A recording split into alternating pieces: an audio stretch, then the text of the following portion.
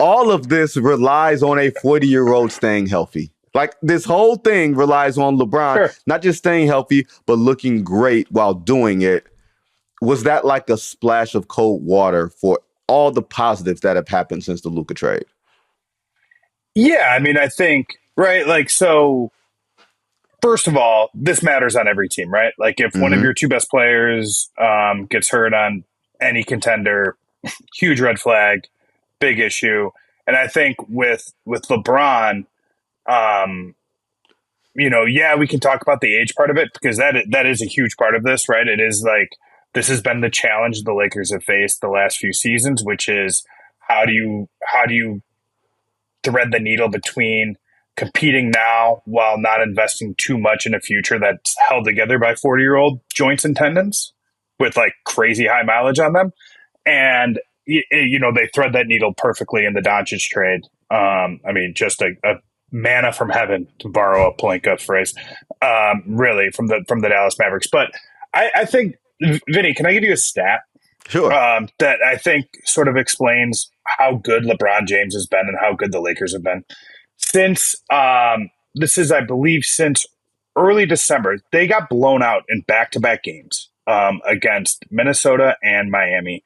And prior to the Miami game, JJ Redick had a meeting with LeBron James basically saying, you need to be better. You're not playing good. You're not playing well enough. This is like, we need more from you. More talk on defense, all of this stuff. Obviously he had the foot injury and goes away for a week and he comes back. But I'm going to run it. I ran stats today from that Miami loss, from the game after that Miami loss. The Lakers have played 40 games since then because of, they lost 2 because of the fires. They are second in the NBA in defensive rating over those 40 games. They are 28-12. And this is like, I think this idea that they've had just like a couple good winning streaks here it's not true. Like, they've been really, really good now for half the season, and they've been good without LeBron James for a stretch. They've been good without Anthony Davis for a lot of these games. They've been good when they've had Luka Doncic. They've been good when they haven't had Luka Doncic. They've just been good. And I think, to me, the biggest sort of through line in all of this has been LeBron James playing like all NBA first team level basketball. Really since that moment. Two-way player. He's become he was, the anchor really of this defense in terms of his smarts, closing out hard, really, really good in isolation defense. And his effort and energy level over the last 40 games has been insane. Now, I'm not saying that that's wear and tear that has led to him injuring this groin. It seems like he's not too worried about it. It'll be a week or two, maybe a little bit longer, but it's not like anybody's really that concerned that we're not going to see him again this regular season. Like, he'll be back, it seems like. But he has been, Vinny, he's been awesome. It's really as good as he's played in the regular season, in my opinion, since their title season, since 1920. It's funny you brought up like the 40-game sample size. That is a big enough sample size for us to look at and say this is a sustainable mode of performance. And you're going 28-12, you extrapolate that, that's pretty much 55, 56 to almost 60 win pace, given the variance in schedule and everything else. Now, the question I was going to ask you, it's funny that you brought up defensively where they are, because I was going to go there. JJ Redick, there's been a lot of, before JJ Redick was hired, there was all of the talk about, wait, LeBron, you're doing a podcast with someone who, you're doing a podcast with someone who's going to be an NBA coach, and you already have your coach, and blah, blah, blah, and everything else, and it looks sort of bad. The optics of it look bad. But you remove that. How much of this is JJ Redick actually being more than just a viable head coach, but like a top 5 head coach? And how much of this, like you said, is this team just really plays hard, especially on the defensive end, because they don't have the size and everything else. And even when they did have the size, they were pretty damn good. Yeah, I mean, I think before we put JJ Redick in that elite coaching territory, we have to see him in the postseason. Yeah. That's just really when the decisions and the adjustments and stuff like that. That part of coaching really crystallizes. I do think judging coaching generally, Vinny, is pretty hard. You know what I mean? So much of it is dependent on your roster. So much of it is dependent on stuff. And I think that's actually where Redick has really excelled, right? Like he's a guy. I think I was talking to Jason Gallagher, who was part of that podcast company, the Old Man and the Three and stuff like that. And one of the things he told me about JJ and about working with JJ is that obviously, like, you look at JJ Redick, Duke, white guy, pomaded hair, pretty arrogant, right? In that way. He's tremendously open-minded. And usually arrogant people aren't that open-minded, right? And I think it does give him this really unique perspective where he has a lot of belief in what he's selling, but he also has sort of the awareness to pivot should he need to pivot, right? And over the course of this season, this is a guy who, when he was hired, said, we're going to use math, right? And people kind of rolled their eyes around the NBA like, okay, guy, we all have calculators. And he's become the guy that says, the cheat code to the NBA is just playing harder, right? Which is, not analytics in any real fashion. It's very much just go bust your ass. And I think his ability to kind of straddle multiple worlds, his ability to take what he believes and mold it and adapt it to his roster, and then to clearly communicate that vision has been very good. And I think when I talk to people around the team, I talk to players in the locker room, communication comes up a lot. He is a constant touch base, touch point, where are you at? How are you feeling? Type of coach. He's and he's a truth teller. He tells us basically what he tells the team and vice versa.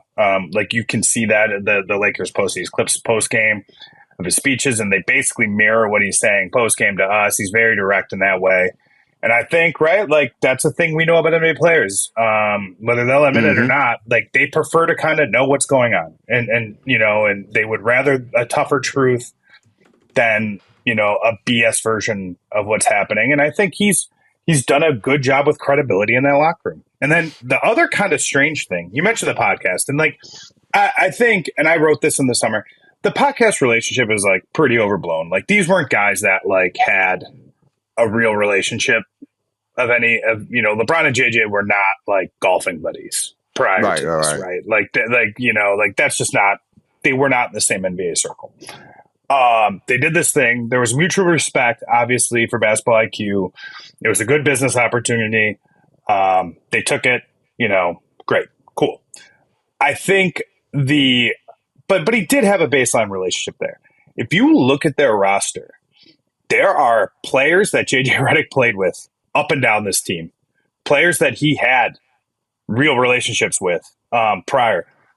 He was with Jackson Hayes in New Orleans.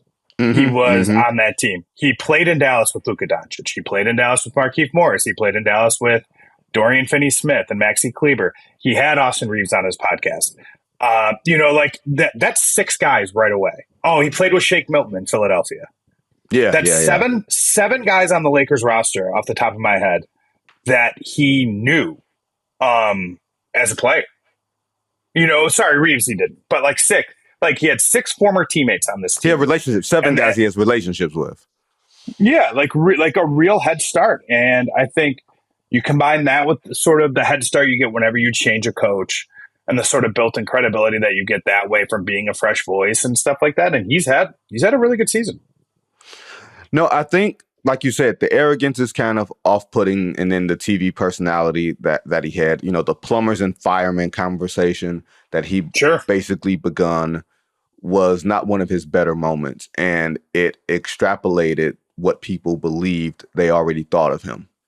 You remove that, right? Remove that, and then you just said that he's, from a standpoint of going in and touching the guys, that's not what an arrogant coach does. The arrogant coach kind of sits on the ivory tower, and you have to come to him. He's very pious and all that type of stuff. He seems like he is, pardon me if I'm reaching, he seemed like, Dan, he is taking from his experience as a player where he didn't play a lot for his first few years, and he didn't play a lot his last few years. But those years in between, where he was a pretty reliable scorer, he was an NBA level starter. Like he ran every gamut except for being a superstar. And I think he did that at Duke, didn't he? Right. And like he was a massive superstar in college. Yes. Right? Like in a he way might have been one of the last greatest college he might have been one of the last great college superstars. No, you're not reaching. You're onto something here, and I've said this before. I mean, he's lived every basketball life, and like to point to like some of the arrogant stuff, right? Like, and how this shows up. Like, so when he first got the job, he would obviously get a lot of questions about being a first-time head coach. You've never done this before, blah blah blah blah. Like, basically, like, what gives you the right that makes you think you can do this? And he would scoff at the notion that he was inexperienced. And I think, if you view it through his eyes, he's tremendously experienced. He's lived every life you could possibly live as a basketball player, like from that huge star in college in a way that like very few people are the main character, that kind of way, to being a disappointment or couldn't get on the court in Orlando, to like finally like breaking in, to being traded in the middle of the season and having to adjust to that, to like becoming a starter and being a reliable player, to then eventually becoming sort of like that vet who doesn't really have much to offer other than his voice as his body injury. It's like he's sort of lived every role. It's funny, now that I think about that, I wonder if that's where the Markieff Morris thorough line comes in, where you're getting Luka Doncic in the trade, of course, and you want Luka. They come to you, hey, you want Luka Doncic? It's like, hey, do you want to go on a date with Halle Berry? Why, yes, I would. It doesn't matter that I'm married. Of course I'll go on a date with Halle Berry, like that sort of thing. Sure. But you just wrote a story about Markieff being one of the last vets that can have uncomfortable conversations with LeBron James. I laughed because I just thought of someone's title of their podcast being Uncomfortable Conversations with a Black Man. I'm sure you know exactly who I'm talking about, Dan. But the fact that LeBron has these conversations with both, JJ Redick as his head coach, and you said, JJ demanded more, and then Markieff Morris coming in and being not just enforcer, but being guy who can tell LeBron, hey, we need more out of you, or hey, insert statement X. I think that is like critically important as LeBron gets more and more disconnected from the NBA world, because the NBA LeBron came up in and the NBA that we know right now are two totally different leagues. Totally. Yeah. Going into the trade deadline, I was having a lot of conversations with people around, the league and around the locker room and the Lakers front office. And, one of the things that I would say advocating was probably the word, like behind the scenes, was sort of like, if you look at the good Laker teams of the LeBron era, right, there's been two that have had deep playoff runs. Both were with first-time head coaches. Frank Vogel, first year with the Lakers head coaches, Frank Vogel and Darvin Ham. The Frank Vogel team had Jared Dudley on the bench. A LeBron James confidant, certainly somebody who LeBron was comfortable communicating with, and could kind of have, a different level of conversation than you can have with, say, a younger guard, right? Or somebody like that. Like, it's just different. And then the second team had Tristan Thompson, and they signed him very late in the regular season. Tristan Thompson is playing this role right now for the Cleveland Cavaliers. If you talk to people around that team, invaluable. What they say. You could see it last night, by the way. He scored late in that game against Milwaukee, and you could see the way the bench reacted to Tristan Thompson getting a bucket. And it's just like, this type, I'm a big believer in that everything sort of matters. Like, it's so hard to win games. It's so hard to win a championship that like anything you could do that like gives you a decimal point % chance better, like you should try and do it. Yeah. Yep. and I think having like these kinds of players in your system on your bench, specifically with the Lakers, right? Like if you're going to like tell LeBron that you need him to get back more on defense, right? You can argue about that and you might be right, but at a certain point in time, like, that conversation can boil down to like, I'm LeBron James and you're not. And like, believe me, that conversation would end that same way with Markieff Morris. but like he's won a championship with Markieff Morris. Mm-hmm. Like they were teammates together. You know, at that level, you know, in a time, by the way, when that team was totally isolated too in the bubble, like that's valuable. Like that relationship is valuable, and it's different hearing it from Markieff Morris than it is hearing it from Austin Reeves or hearing it from Jackson Hayes or even Anthony Davis. You know what I mean? I think like having it be eyes that are impartial, that are not involved, you know, from somebody who has a voice and a toughness that you respect. Like I think like, you know, that's an ingredient to a championship team. Now none of this is to say the Lakers will win or won't win because of Markieff Morris. Like it's not necessarily that, but what I think is that everything matters, and that having a guy who can credibly speak to your star and who can take some of the leadership off of his plate, by the way, too. Like your best player and your vet shouldn't be the same guy. Right. Those are two really important jobs. Those are two really important jobs. And, you know, LeBron can't spend his time like worrying about like where Dalton Connect's head is at after the Charlotte trade. You know what I mean? Like he's got a bigger fish to fry. Like he's got to be their, you know, their best two-way player. Like he's got other stuff he's got to do. Having Markieff Morris like go to Dalton Connect and say like basically like F the trade. Who cares? Do you? That's all that matters. Which was a conversation that happened the first time they met.